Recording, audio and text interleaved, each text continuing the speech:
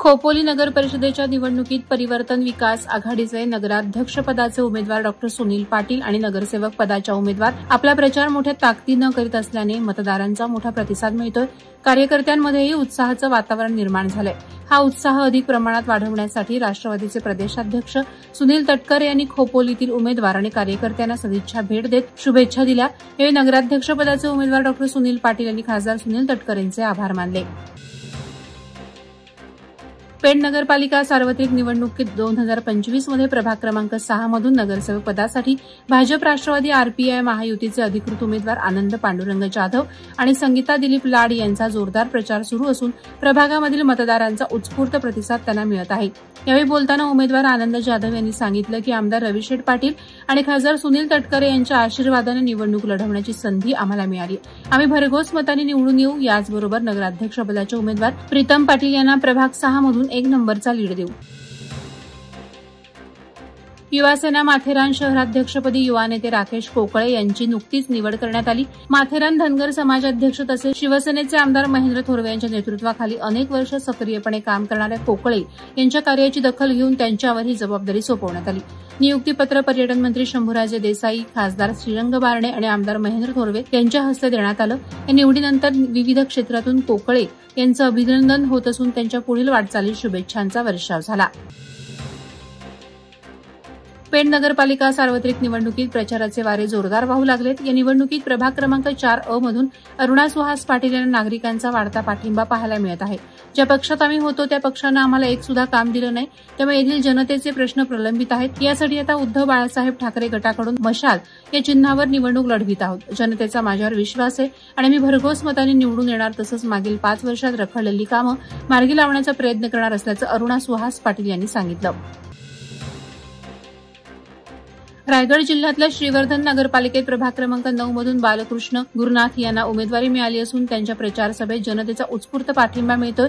शिवाय राज्याच्या महिला आणि बालविकास मंत्री अदिती तटकरे यांनी सुद्धा बाळकृष्ण गुरुनाथ त्यांच्या प्रचारात सहभाग घेत त्यांना प्रचंड बहुमताने विजयी करा आवाहन नागरिकांना केलंय. श्रीवर्धनमधून बाळकृष्ण गुरुनाथ यांची प्रचार पदयात्रा काढण्यात आली. या पदयात्रेत असंख्य राष्ट्रवादीचे आणि भाजप युतीचे कार्यकर्ते सहभागी झाले होते.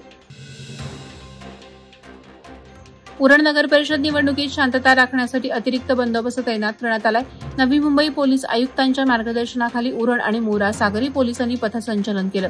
मतदान आणि निकालासाठी 3 अधिकारी आणि 100 अतिरिक्त पोलीस नियुक्त होत असून दंगल नियंत्रण पथकही सज्ज आहे. जोरदार प्रचाराच्या पार्श्वभूमीवरती आरोप प्रत्यारोप वाढत असताना अनुचित प्रकारांना आळा घालण्यासाठी पोलिसांनी कडक तयारी केली असून शांतता भंग करणाऱ्यांवर कठोर कारवाई केली जाईल, असं वरिष्ठ पोलीस निरीक्षक हनीफ मुलाणी यांनी सांगितलं. मतदान न झाल्यास निधी मिळणार नाही या अजित पवार यांच्या वक्तव्यावर विरोधक राजकीय स्वार्थ साधत असल्याचा आरोप राष्ट्रवादी काँग्रेसच्या प्रवक्त्या सायली दळवी यांनी केला.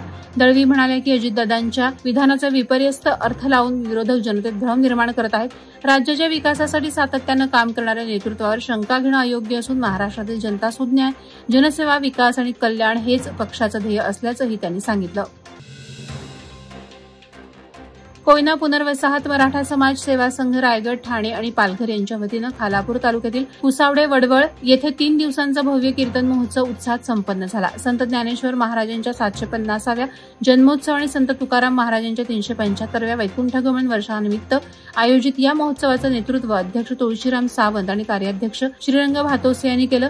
हभोप ज्ञानेश्वर शेलार आणि हभोप श्रीरंग साळुंखे यांच्या मार्गदर्शनाखाली आयोजित कार्यक्रमात काकडा आरती, ज्ञानेश्वरी पारायण, प्रवचन, हरिपाठ तसंच समाजातील 15 कीर्तनकारांची सेवा झाली.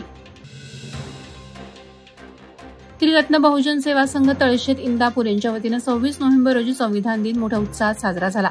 तळा रोड येथे झालेल्या या कार्यक्रमाचे अध्यक्ष गौतम मनवर, उद्घाटक राज्य सचिव अॅडव्होकेट किरण अडखळे हे होते. प्रमुख मार्गदर्शक पूनम भोईर यांनी भारतीय राज्यघटनेतील कलमांविषयी सविस्तर मार्गदर्शन केलं. दीपक शेठ जाधव, उदय अधिकारी, सुभाष दळवी, संदेश मालोरे आणि इतर मान्यवर उपस्थित होते. बाबासाहेब आंबेडकरांच्या कार्याचा गौरव करण्यासाठी यावेळी महिला पुरुषांचा मोठा सहभाग दिसून आला. बौद्ध समाज युवा संघ रायगड यांच्या वतीनं रोहा येथे 76वा भारतीय संविधान गौरव दिन वैचारिक आणि प्रबोधनात्मक कार्यक्रमाने साजरा झाला. उपस्थित मान्यवरांनी भारतीय संविधान सार्वभौम, धर्मनिरपेक्ष, समाजवादी आणि लोकशाही मूल्यांची जगाला ओळख करून देणारे दस्तऐवज असल्याचं सांगितलं.